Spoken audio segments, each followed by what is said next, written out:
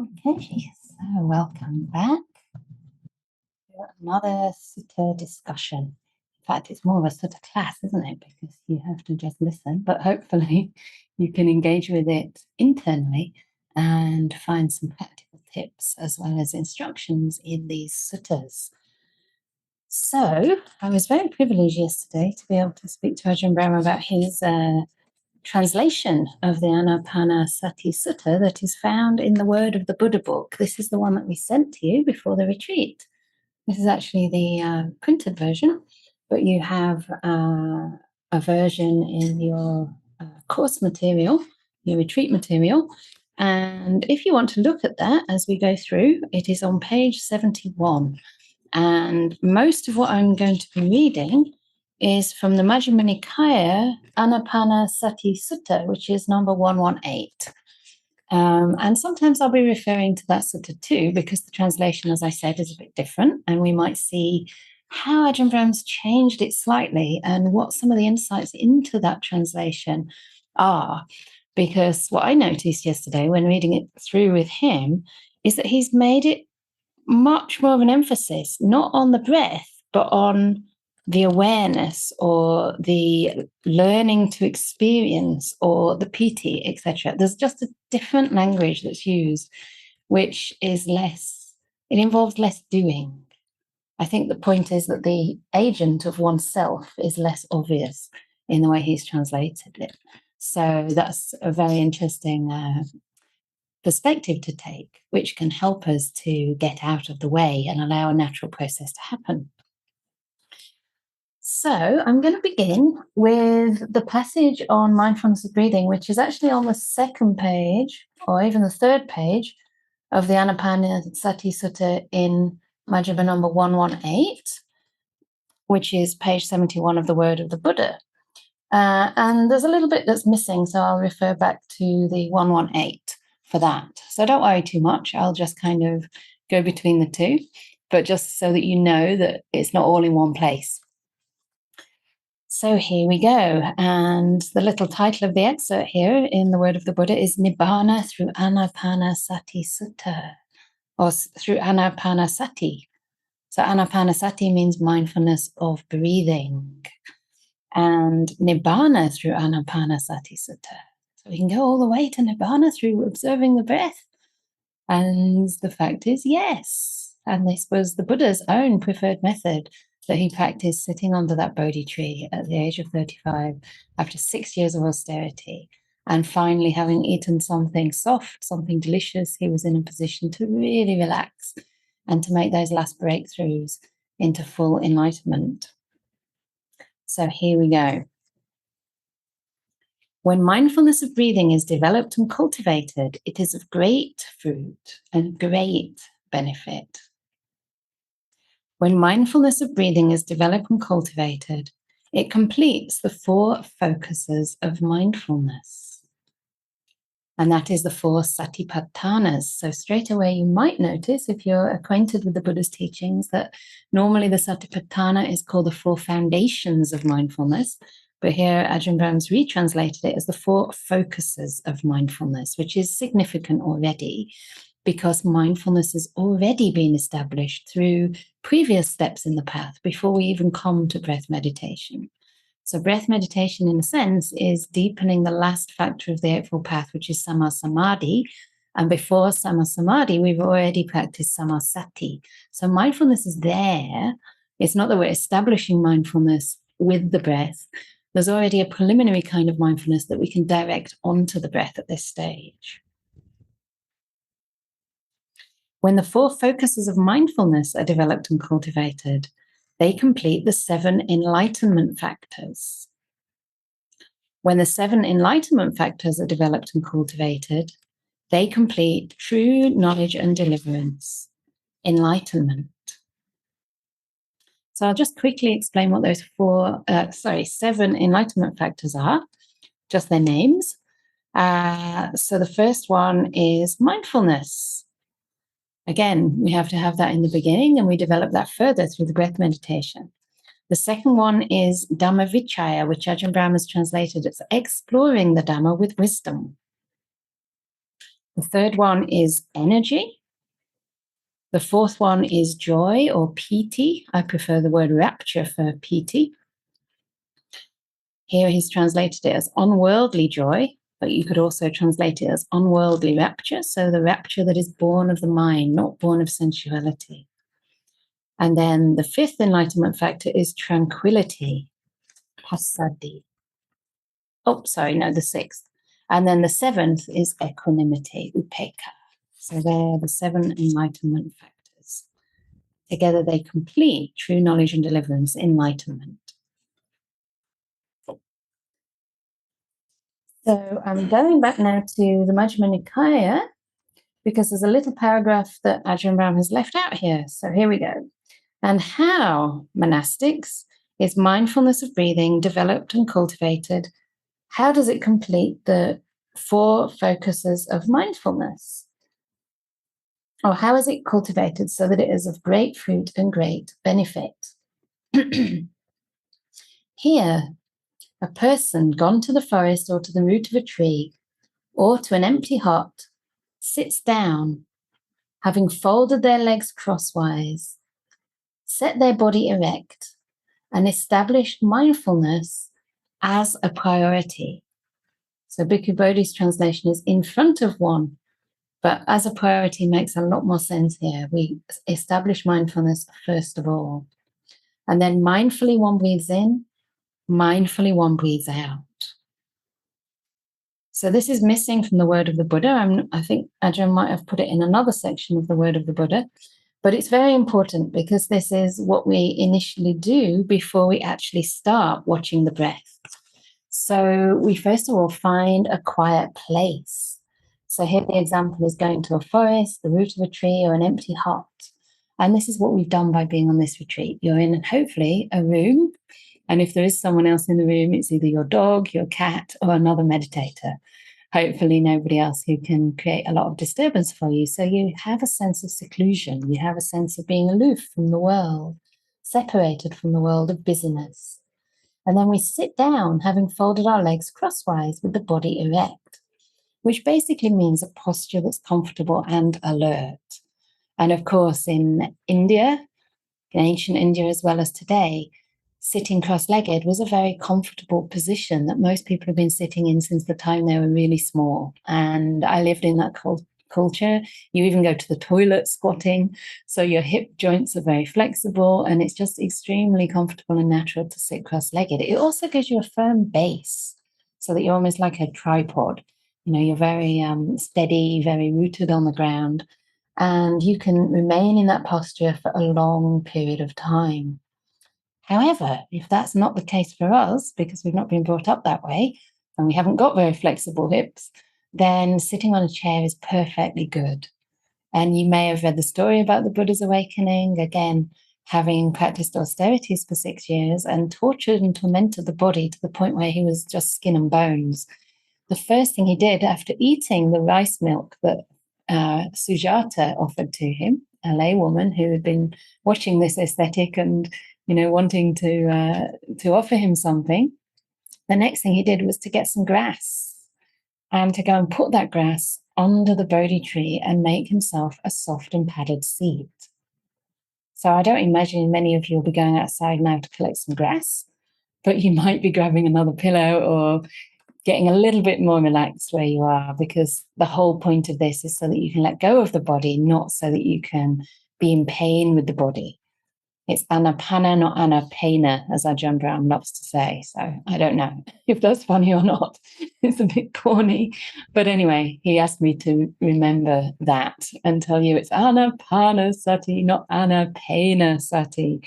So this is for your comfort and ease, for your great benefit and great fruit leading to Nibbana.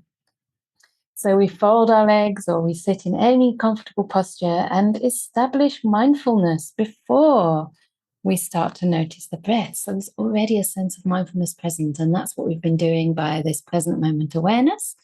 Sometimes the metta practice helps establish mindfulness.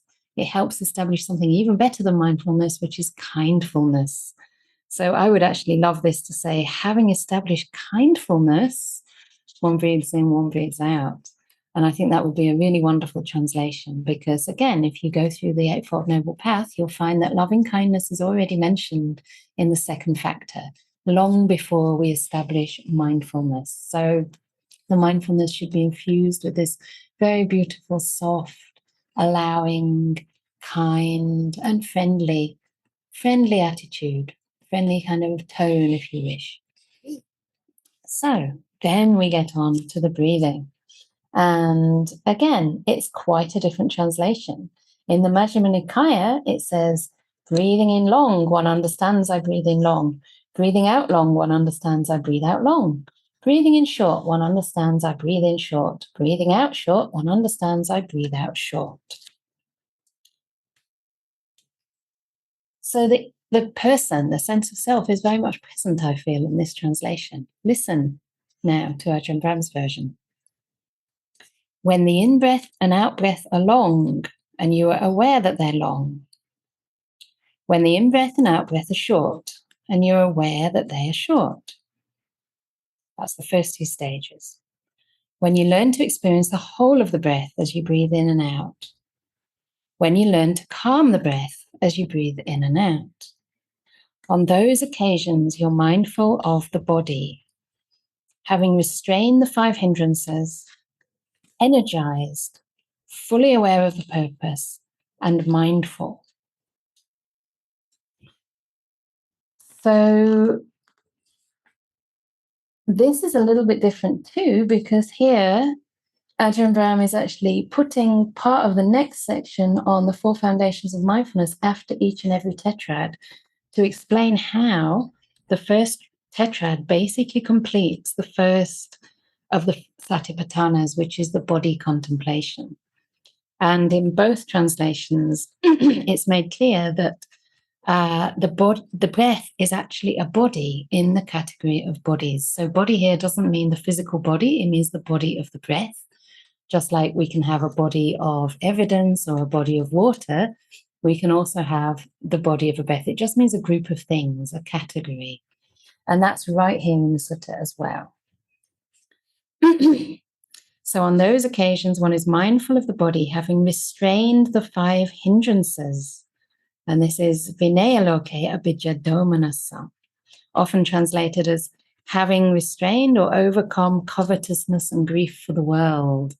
And after a lot of studies, Ajahn Brahm and Ajahn Brahmali found that the Pali idiom is such that when we say 2 in a group of things, such as 5 hindrances, we say the first 2.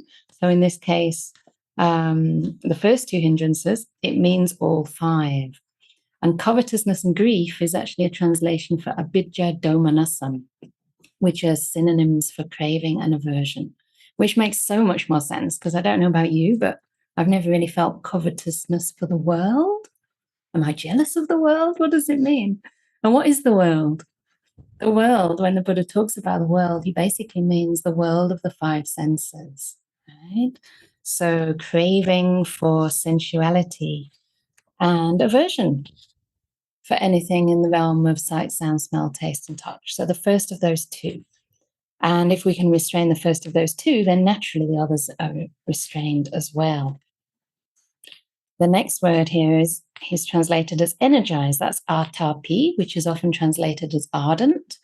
But ardent, I think atapi means something like burning up. Like in the Buddha's day, tapas was to do austerities, and it meant something that burns up the defilements, something kind of like fire. So energy is a good translation. So one has energy in the mind because you've started restraining those 5 hindrances as a prerequisite to this practice of watching the breath. And then fully aware of the purpose and mindful, that's sati sampajanya. So not only are we aware of what we're doing, but we're aware of the purpose of what we're doing, in this case, to actually overcome the 5 hindrances completely and enter deep states of samadhi. This is the purpose of breath meditation. So the sati that we've developed has already restrained the 5 hindrances, and now we're trying to knock them on the head completely and move beyond the realm of those 5 hindrances so that we can immerse ourselves in deep meditation. And then it goes further. In and out breathing is regarded, it says here, by the Buddha as a body in the category bodies. And I'm not sure why it's translated this way. I actually prefer the way it's translated in the Majjhima Nikaya, because the Buddha actually says, I say. How does he say it?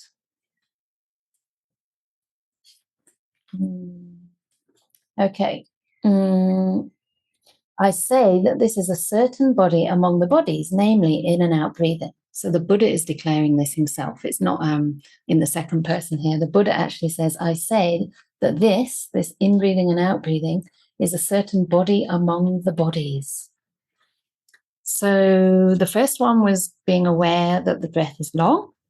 The second one, being aware when it's short. The third one, being aware of the whole of the breath, not the whole of the body. Okay?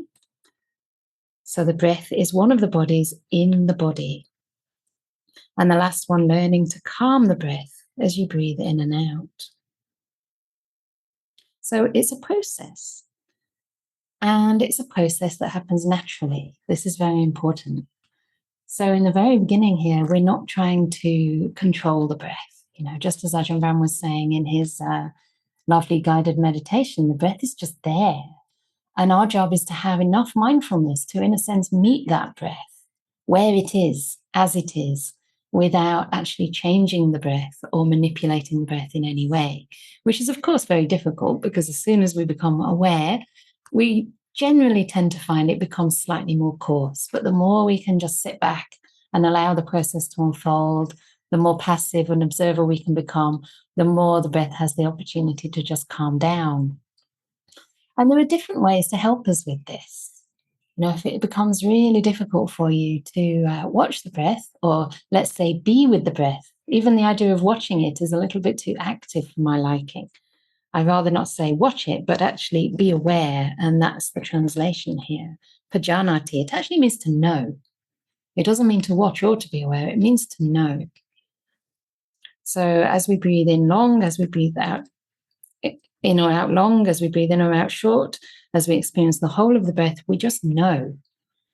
And for me, that's even more powerful than experience or be aware of, because if we really want to take breath meditation into deep samadhi, we need to be aware of the breath in a very simple way.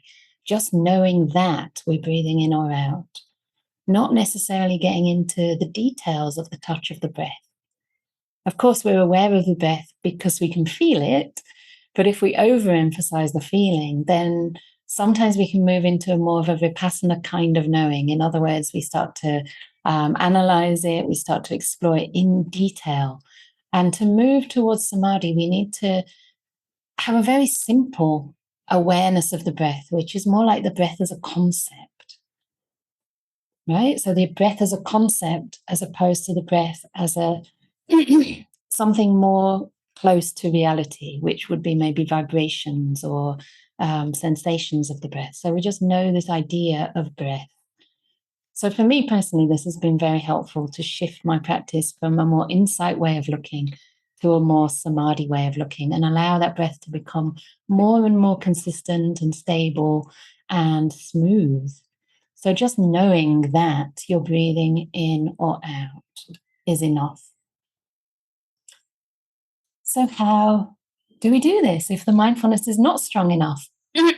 And I think we've talked many times about ways to establish mindfulness in the beginning, such as present moment awareness, or maybe energizing the mind with reflections that really inspire you, such as reflections on metta meditation, on metta, loving kindness as a quality.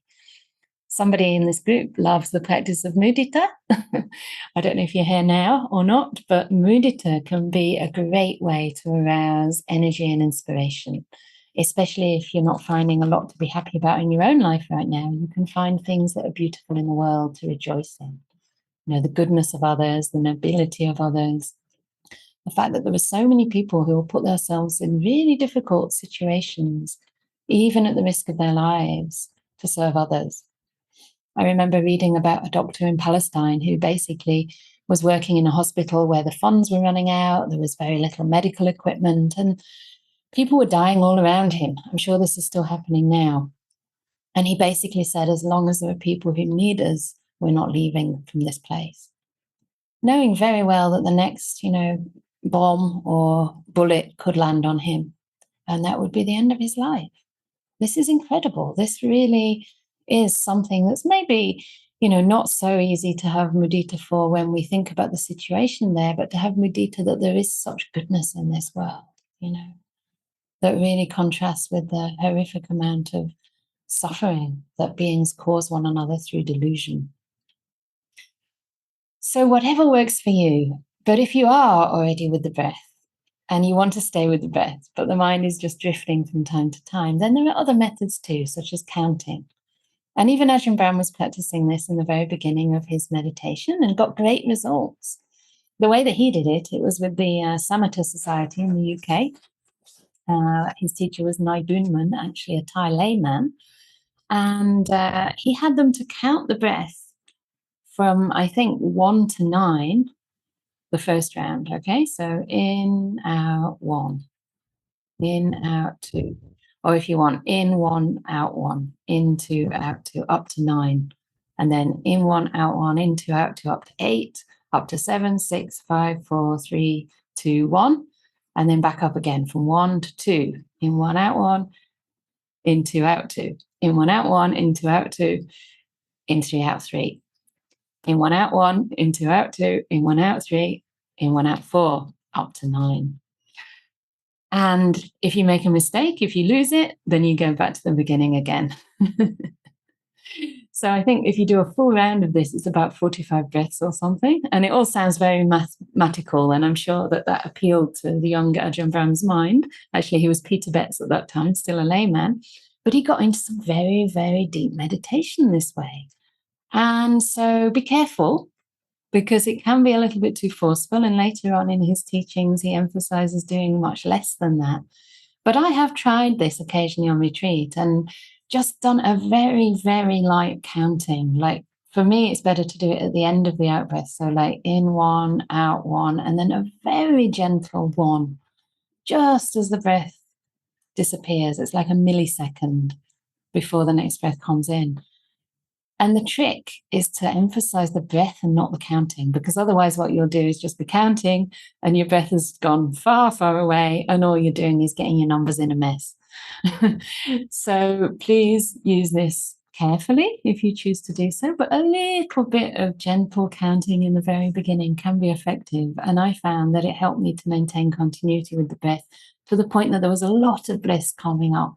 And then I could drop the counting and just let the process continue from there. Another way you may like to try is through using some kind of word or mantra. So one of Ajahn Brahm's favorites is to breathe in health, especially if you're unwell, and to breathe out, let go. Let go of whatever sickness is in your body, whatever toxins are in your body, whatever pain might be there. Similarly, you can just use perception, as we did in the guided meditation, just the perception, that you're taking in oxygen as a gift from nature and giving it back out as a gift. Or you can even bring in qualities such as love and peace. One of Ajahn Brahm's other favorite methods is just to gently use the word calm, calm, calm, occasionally. Especially if you find that there's just habitual kind of tension, or a little bit too much holding, or even maybe excitement is coming into the practice. So you can just say to yourself very gently, calm, calm, calm. And that can give the mind enough of a pointer to actually follow the meaning of that word and just settle down a little bit more. But basically, these first stages are very natural. So you're aware of the incoming and outgoing breath, whether it's long or short in the beginning, just to have something to capture your mindfulness, just to have something to make it a little bit interesting. But after a while, it doesn't really matter whether it's coming in or out. You're aware of the whole breath. So this is like, instead of counting sort of 1, 2 with the in and out, it's as though the mindfulness touches the breath throughout that one breath. So it's like you're aware, breath, out breath from the start to the end. In Myanmar, where I practiced, my teacher used to say asa ale aso in Burmese, which meant beginning, middle, and end of the breath. So it's as though your mindfulness is making contact with more and more of the breath. And at this point, when you are aware of the whole breath in a really smooth way, the breath starts to feel almost timeless. You actually lose the perception of whether it's coming in or going out, and it becomes very, very smooth. And this is the point where it starts to calm. It starts to settle down and become so subtle that sometimes it's just a feeling that you're breathing, but it's not a very defined breath. It's just breathiness, if you like. I don't know if this is making sense, but hopefully it does. Okay, so that is the first tetrad. And that completes mindfulness of the body.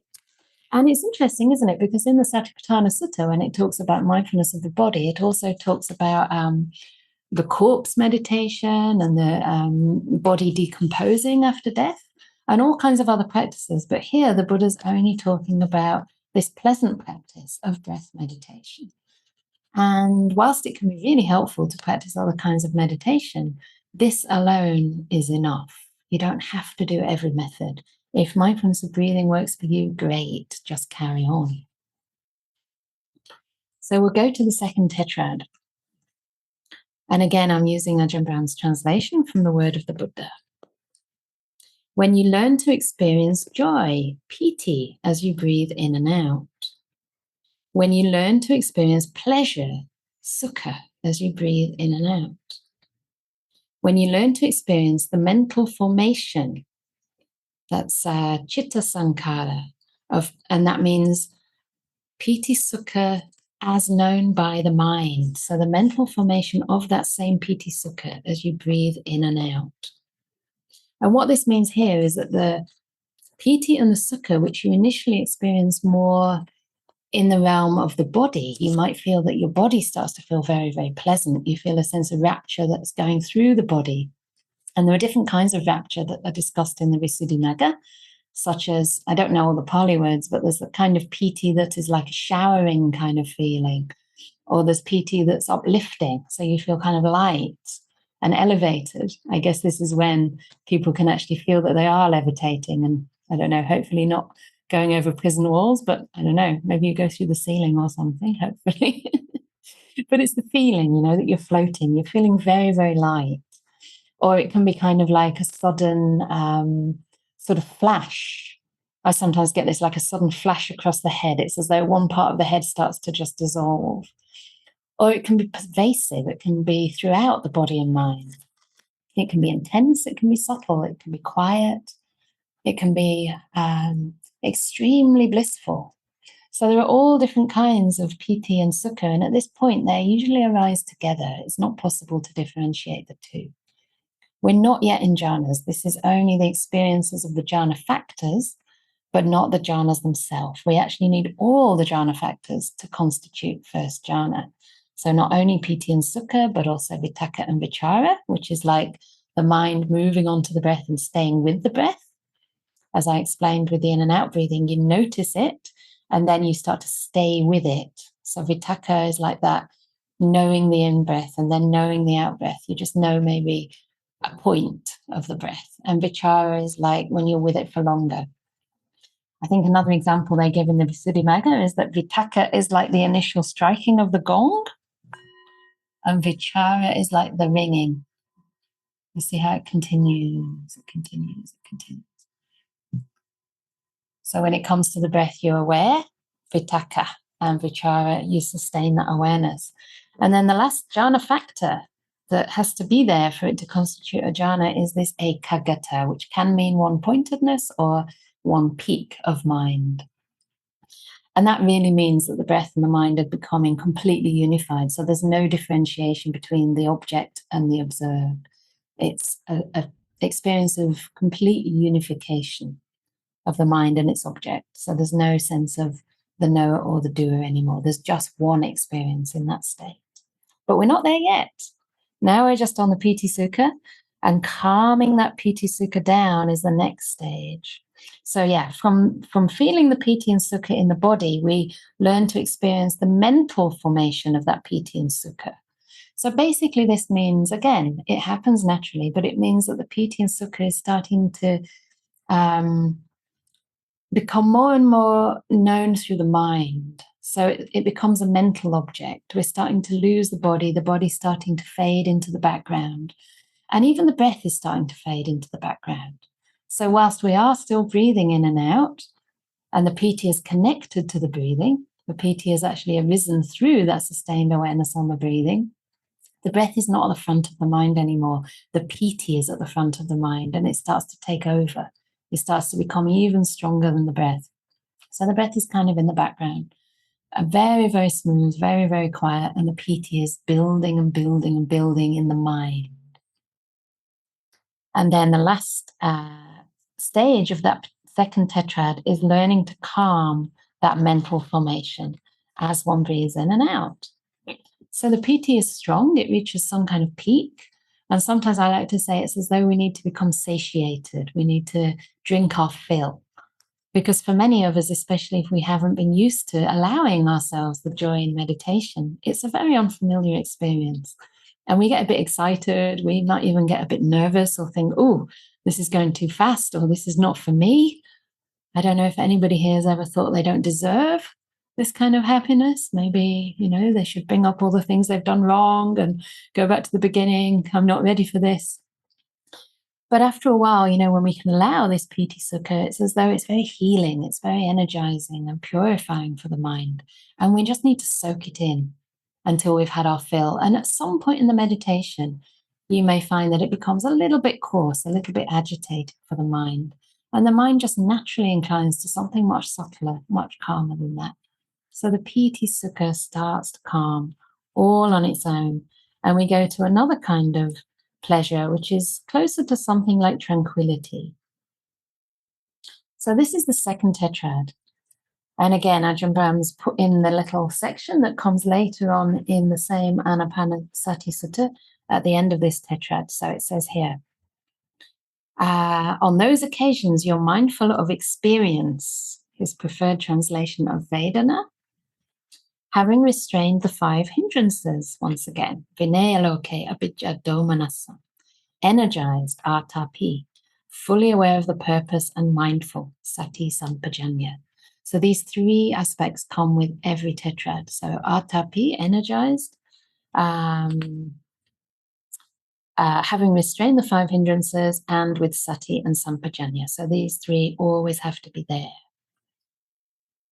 For being mindful of the pleasure associated with this stage of breath meditation is being mindful of experience. That is why, on that occasion, a meditator abides mindful of experience, having restrained the 5 hindrances, energized, fully aware of the purpose, and mindful.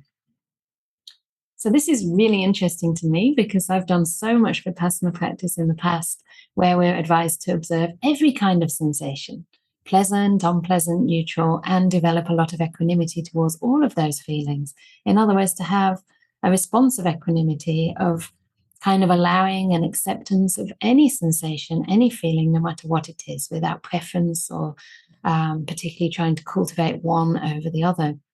And this gives incredible results, a lot of stability, a lot of genuine equanimity and ability to face the vicissitudes of life. And yet here in the Ānāpānasati Sutta, which is practice for samadhi, practice for jhana, no mention of unpleasant sensations is there. No mention of observing painful experience is there. This is a journey through pleasant experience. And my personal feeling is that that's because this is the 8th factor of the path and one already has some ability to work with pain because pain is an inevitable part of life. So I do feel personally that if we only practice with pleasant sensation, we're missing something. We're missing some opportunity to strengthen our equanimity, to strengthen our resilience and our understanding of the impermanent nature of all feelings. So for me, it's very helpful to have had some experience with working with all kinds of feelings in the body and mind, and yet to know that if we are practicing towards jhana, if we are practicing the Ānāpānasati Sutta, then pleasure can be emphasized and allowed and even cultivated. And this is why we advise people to get comfortable in the beginning. It's not because we want to go around life avoiding discomfort. It's just because we're practicing for the purpose of samadhi. And in samadhi, it's important to develop happiness. And at this stage, we probably have a lot of experience working with all kinds of situations. And now it's time to enjoy the rest of the journey. So I can't really ask you if there are any questions or not yet, but hopefully questions will come later and I can carry on. How are you all doing? Yeah, not too much, not too technical so far? I don't really know, but you look not asleep. So that's very good news. All right. So number 3, tetrad. And by the way, I have to say that this is my own understanding of this sutta, which has been largely elucidated to me and made sense, like in a kind of light bulb way, by my association with Ajahn Brahm over many, many years. And there are very many different interpretations of what these stages mean. And for me, some of the other interpretations are just a little bit confusing and complicated. And when I heard this explanation, it made total sense. So the way that I'm going to describe it now is how I've learned it from Ajahn Brahm. And the third tetrad is basically moving into the territory of the mind. So again, this is actually straight from the sutta itself. But the way he's explaining the mind is starting to see the nimitta, the samadhi nimitta, which is basically the way the mind perceives, we could say, the breath or the piti sukha, but it's a manifestation of the purification of the mind. So, number 3, when you learn to experience the citta, and Ajahn has in brackets the nimitta as you breathe in and out. When you learn to brighten the nimitta or bring joy to the citta as you breathe in and out. When you learn to settle the nimitta, still the citta as you breathe in and out. Citta is mind. And when you learn to enter jhana, liberate the citta, liberate the mind as you breathe in and out. On those occasions, you're mindful of the citta, of the mind, having restrained the 5 hindrances, energized, fully aware of the purpose, and mindful. I do not say that there is the development of mindfulness of breathing for one who is dull, who is not fully aware, and in brackets, reaching a jhana with the hindrances gone. That is why on that occasion a meditator abides mindful of the mind, citta, having restrained the 5 hindrances, energized, fully aware of the purpose, and mindful.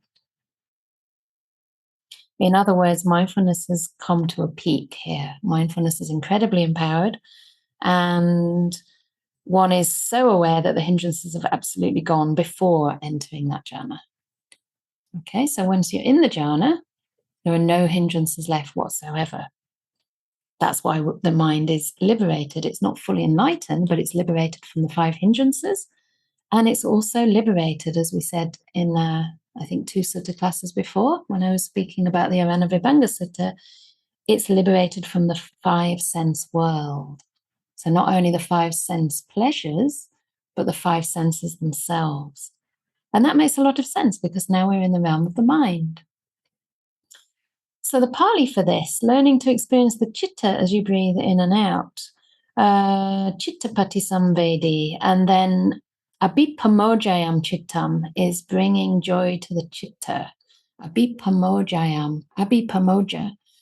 Pamoja is like pamoja, basically joy. So when we have joy in the mind brightens up. Brightness, joy, energy, they kind of go together. And of course, they are all high energy states. And then, what's that one? Samadham chittam, when you learn to settle the nimitta or still the citta. Samadham chittam, it just literally means stilling the mind. Samadham is like samadhi. Yeah, it's not concentrating the mind. It's stilling it, just like in all the other tetrads. at the end of each, we're starting to calm something down. So in the same way here, we're starting to calm down the nimitta, still the nimitta. You might have noticed in your own meditation, if you've had some experience of these lights, that when they first arise, they're very jumpy. They might be flashing in the mind. Some people get kind of like, what do you call it, like fireworks, like explosions in the mind, which are actually quite agitating, very beautiful, but not still at all. And this is when the mind has yet to settle and have confidence in those lights. So here, the brightness is starting to stabilize, and the kind of nimittas that are actually useful and will, in a way, grab your awareness and take over your mind in a very beautiful way. They will envelop the mind, or you will kind of feel that you're being sucked into them, are the kind of nimittas which are very stable and simple and incredibly beautiful as well. So otherworldly. They're not like ordinary lights. They can come in different colors. They can come in incredible intensity. And those details are not so important. The colors and the shapes are not so important as whether they're stable and beautiful and simple as well. One of Ajahn Brahm's little tricks, if the chitta or if the nimitta is complicated, and you can get nimittas that are like scenery or even moving kind of nimittas where things are happening, is to focus on the beautiful part of it, on the simple part. Yeah? So not to get sucked in by all the kind of diversity, or to give too much importance to or meaning to any particular vision, but just to wait. And I think for me personally, like at this point, if the nimitta is something like landscape or something that's not very steady, I'll just continue to practice with the piti, with the breath, and just settling things down, just staying with the causes that gave rise to those lights in the first place, rather than jumping off to those lights too soon. I think somebody in the questions last night said, if they're going in and out of deep meditation or deepening meditation and restlessness, should they go back again a few steps? I think that was related to that question. And I would actually say there's no harm in staying longer with something, especially at the stage of piti, like really associating that piti with the breath, like understanding that it's that sustained awareness that gives rise to it. It's that awareness that starts to move into the knowing and out of the doing. The less we do, the more we can watch, the more the energy and the joy starts to arise in the mind. It's like you've cut off the outflowing into the sensual world, into the five senses, and now the joy is just building inside. And eventually that goes into the mind. And when it's really, really strong, the mind brightens up, and the light, or it doesn't have to be a light nimitta. Sometimes it can be a kind of feeling nimitta, or it can be a sense of something like cotton wool or softness, or a kind of feeling that seems to be connected to the body, but is actually different from the body. Just as these things are not actually lights, they're not actually visual, but it's just the way the mind interprets them. But basically, the happiness is coming now from the mind and not from the feelings in the body. So the last one of these four, we've settled the mind. What was that? Samadham chittam. And then the last one is vimochayam chittam. So that literally means liberate the mind. And the reason Ajahn Brahm's used the word entajana here is because vimochayam or vimochana, is it vimochana? Vimoka. The vimoka as a noun means the jhanas. Wherever vimoka is used in the suttas, it means the jhanas. And vimochayam is like the past participle of vimochati. So vimochati is the verb. Vimochati means to liberate. Vimochayam means the chitta has become liberated. So this is really important, actually. I mean, it isn't a grammar lesson, but but it's really important to understand that liberation at this point is not enlightenment. This is the liberation of going into the jhanas. So the mind is liberated from the hindrances, liberated from the sensual world, liberated from the five sense world. And that makes sense of the final tetrad. Wow, we're actually doing 15 minutes for each. This is very good. So the final tetrad, which I will maybe go over a little bit more briefly, is what happens when we come out of the jhana. So here we go. This is the wisdom tetrad. When you learn to explore impermanence in breath meditation. So I want to compare this now with the Majjhima Nikaya because it's very different. So in the Majjhima Nikaya, it says, I shall breathe in, contemplating impermanence, one trains thus. That's Bhikkhu Bodhi's translation. So I shall breathe in, contemplating impermanence, one trains thus. So here the breath is very much central. And in a way, intention is a little bit too central, in my opinion, compared to when you learn to explore impermanence in breath meditation. So it's not that the focus here is on breathing in and breathing out. It's just that as a result of meditation on the breath, you're now exploring impermanence, and you're using what's just happened with the breath as data to explore that impermanence, to understand that the breath can cease, the breath can disappear. In the Ānāpānasati Sutta, the breath has usually disappeared around the time that the nimittas arise. Perhaps not completely, but when the nimitta becomes really strong, it will kind of subsume the breath. The breath can still be there. It's not as though you've stopped breathing. But the nimitta is so strong that it kind of overpowers the breath. You don't really notice the breath anymore. And here too, we're actually exploring impermanence at this point. And I think the word is ānupassi. So anicca-anupassi viharati, I think it's anicca-anupassi asasisami tisikati. So one breathes in with mindfulness of impermanence. Ānupassi is something more like contemplation. It's usually translated as contemplation, but explore is a much better translation because contemplation can be intellectual, whereas exploring is something much more direct. It's something you're actually investigating through direct experience. When you learn to explore things fading away in breath meditation, so again, you can explore the fading of the breath, how that happened in retrospect. You can explore what it's like to have had the hindrances fade away. How did that happen? From the time the piti arose, what hindrances have faded at that point? When you learn to explore things ceasing in breath meditation, nirodha-anupassi asasisami tisikati. So something has actually ceased here.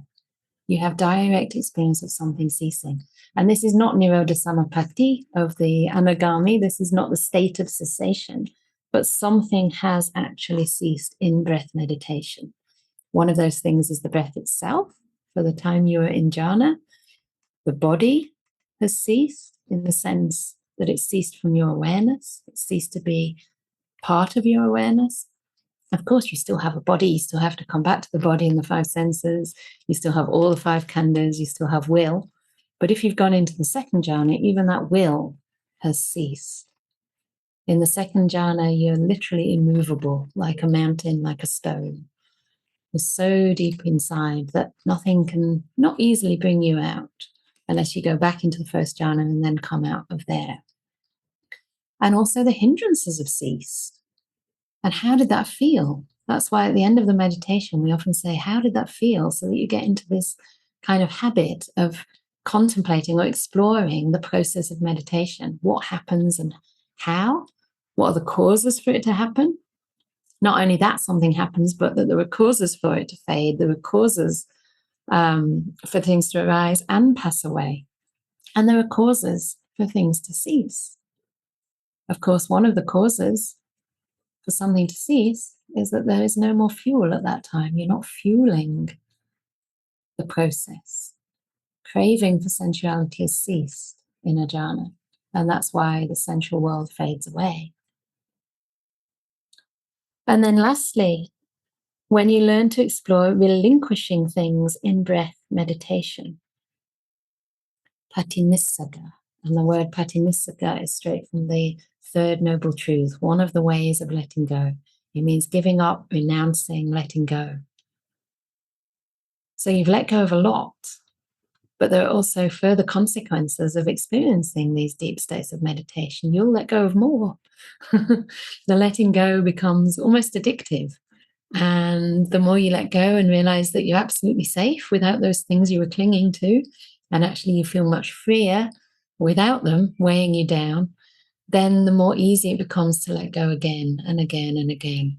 So little by little, we start letting go of the coarser happinesses, and we start to get a taste for these much more subtle and refined happinesses of the mind that are based on sila, that are based on mindfulness, that are based on all these beautiful foundational qualities, such as restraining the five hindrances, energy, metta, loving kindness, and all the other wonderful qualities we develop in our lives. So we're relinquishing, renouncing craving itself. We realize that craving is not the way in. Craving only creates more problems. And of course, one of the dangers with any kind of meditation or any kind of experience we have while we still have very strong tendencies to crave is that we want them back again. We grasp them inappropriately, or we appropriate those states as something that we have. And I always cringe a little bit when people talk about such and such has jhanas or doesn't have jhanas. No one has these things. This is nature. This is just, in a way, it's like one of the realms of existence, the Brahma Loka, you can say. And it's available. It's available to everybody. Sometimes it's just a matter of tuning in. One of my most formative experiences in samadhi practice many years ago was just being with the breath and noticing that it was peaceful, but not really seeing very much to delight in at that time. And then I remembered just a very simple instruction from Ajahn Brahm that said something like, notice bliss or notice peace. I think I still have it on a little pebble upstairs that I brought back from Perth, and I wrote it on there in silver pen. I think it was notice peace, because it was peaceful, but it was like nothing special. And as soon as the mind gave itself that instruction, because it had been conditioned to do so, it's like I tuned into a different frequency that was there all the time. And instead of just looking at the things that were kind of a bit ordinary, a bit dull, nothing very special, nothing very painful, it's like there was this deeper layer of happiness underneath. And as soon as I tuned into that, there was another one underneath that. And whoosh, the whole thing just kind of took over. The most incredible bliss arose and lasted for several hours. It was really a very interesting experience. And I'm not making any claims, because monks and nuns are not allowed to claim deep experiences. So I'm not saying this was jhana, but this was definitely strong piti sukha. And it arose through simply noticing the piti sukha that was there, instead of thinking, where is it? I want it. I want this particular experience and not that particular experience. It was something that, I'd kind of overlooked. And that showed me that there was actually nothing to ever worry about, because we're always that close. We're always just a simple change in perception away. Of course, it's hard to repeat these things. You can't think, right, now I know how to do it, I'm going to do that again. Notice, please, okay, where is it? It doesn't work. But it's very instructive in the process of letting go, because we realize that it's not a matter of ability, it's just a matter of the way we perceive. And it's almost like getting a new taste for bliss. So, of course, the reason that this last tetrad is so important and why it's here is because with the foundation of jhana, we now have an opportunity to see things as they really are. And again in the suttas, I think in Sutta Anggutta 1061 and probably, I think it's 1061, Volition, Chaitanya Sutta. There's another one that's very similar, 10.2, I think, Anggutta Nikaya 10.2, which is Avidya Sutta, I think. And both of them are causal sequences. But in the second one, Anggutta 1061, it says very clearly that sila gives rise, basically. For one who has sila, there's no need to make a volition May I experience joy. It's natural for one with sila to experience joy. That's the word pamoja. Okay, so that's brightening up or giving joy to the chitta. For one with joy, it's natural. One doesn't have to will. May I experience piti. It's natural for one who has this wholesome joy from a life of sila to experience piti. For one with piti, it's natural. You don't have to will. May I experience sukha, happiness, bliss, contentment, deep inside. And from sukha, one doesn't have to will. May I enter jhana? May I develop samadhi? It's natural for one with happiness that one experiences samadhi. And then the most important part, for one who experiences samadhi, especially sama samadhi, which means the four jhanas. Number one is a sama samadhi. Number two is sama samadhi. Any one of these. One doesn't have to will, may I see things as they really are. It's natural for one who has experienced, has experienced samadhi, that they will see things as they truly are. So this is how samadhi gives rise to wisdom. And there's another sutta called the Goldsmith. I think it's in the Anguttara Threes. I might be wrong, but just look it up as the Goldsmith. It's really, I think it's the Goldsmith, or maybe it's the Soil Remover, actually. Both of them are really good, but the Soil Removers, they're both really good. Anyway, in there, it compares the mind after samadhi to being like molten gold. And it says that, when you first get the gold, it has all these impurities in it. So you melt the gold and you remove like the tin and the lead and the copper and all these impurities, which can be seen as removing the 5 hindrances. And at the end, you have this beautiful gold that is workable, that's soft, that's malleable, and that is fit for work. And really, that is like the mind that's free from hindrances, the mind after samadhi. It's soft, it's malleable, muddu. And another description of that mind is that it's unbiased. It's very fearless at this time. You're so supercharged up with joy and happiness and purity that you're not afraid of anything. So you dare to look in areas that you don't want to look in everyday life. That means you dare to look and see or ask the question whether there's anyone here, or better, what we take ourselves to be. So we can direct our awareness naturally to the 5 khandhas, to the 6 senses. That's seeing, smelling, tasting, touching, feeling, and knowing. Yeah, we can direct our awareness to impermanence, to suffering, to non-self, and of course to fading, ceasing, and relinquishing as well. So this is what can happen after samadhi, and this is the best use of samadhi, not just to bliss out, and stay there thinking that, great, I have something in my spiritual life. This is really not the point. The whole point is to free ourselves from greed, hate, and delusion much more permanently. And you've had a taste of what that's like, at least to be free from the 5 hindrances in those states. And by being free from the 5 hindrances, at that time you are not feeding delusion. So the Buddha said that the delusion, the reason that all of us are here, the thing that drives the cycle of rebirth on and on and on, doesn't have a first cause, but it does have nutriments. And those nutriments, the food for delusion, are the 5 hindrances. So at the time you're in deep samadhi, when the 5 hindrances are weakened, and this doesn't mean you have to be in samadhi. Any amount of restraint of the 5 hindrances is wonderful. You're starving delusion that little bit. Delusion is being undermined. You're more and more able to see things in a new way, according to the Buddha's own wisdom, according to the way things are. And this is where we need the word of another. We need the word of people who've seen it before, whether that's your own teachers or whether that's the Buddha himself. It's there in the suttas. He's pointing to this again and again and again. And what I really love about the Ānāpānasati Sutta is that it's a path of happiness. It's a path of joy. It's a very simple path. And there are causes for the arising of breath meditation that we can put into place. And those causes are which? The previous 7 factors of the path. Okay. So by practicing Anapanasati Sutta, you're practicing the 4 focuses of mindfulness. By practicing the 4 focuses of mindfulness, if that's what you want to do first, you're strengthening the foundations for Anapanasati.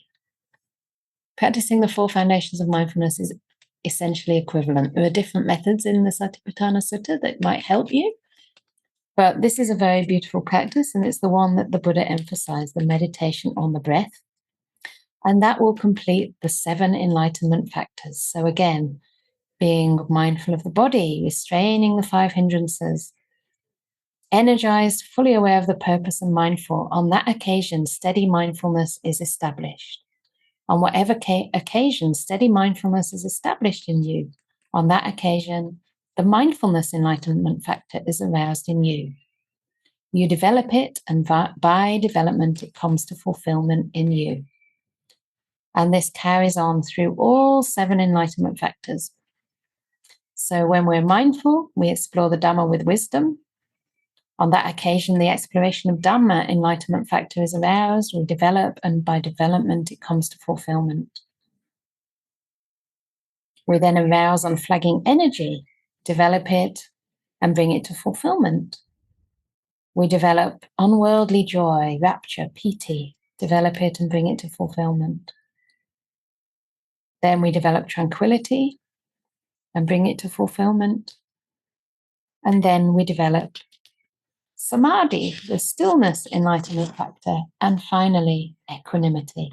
And in the case of the 7 enlightenment factors, my understanding is that that equanimity is the equanimity of the 4th jhana. So we're going through all the jhanas here and developing an incredibly strong mind that can make it easy, let's hope, to end the suffering of birth and death and to realize full enlightenment.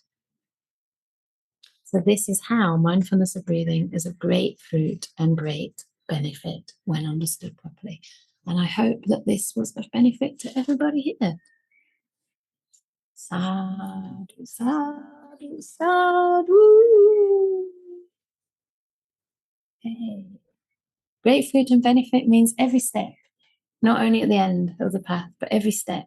So just look out for the benefit you're getting and apply it in your lives. Okay, so that ends our afternoon teachings, and we will see you at 6:30 for the silent meditation, chanting without giggles, maybe. We'll see. Maybe it'll be Ajahn turn today. And then it's funny. He's like always giggling, but if I giggle, then he's very stoic. And anyway, it's quite comical. So we'll see you later on. And I hope you enjoy your break time. Take care.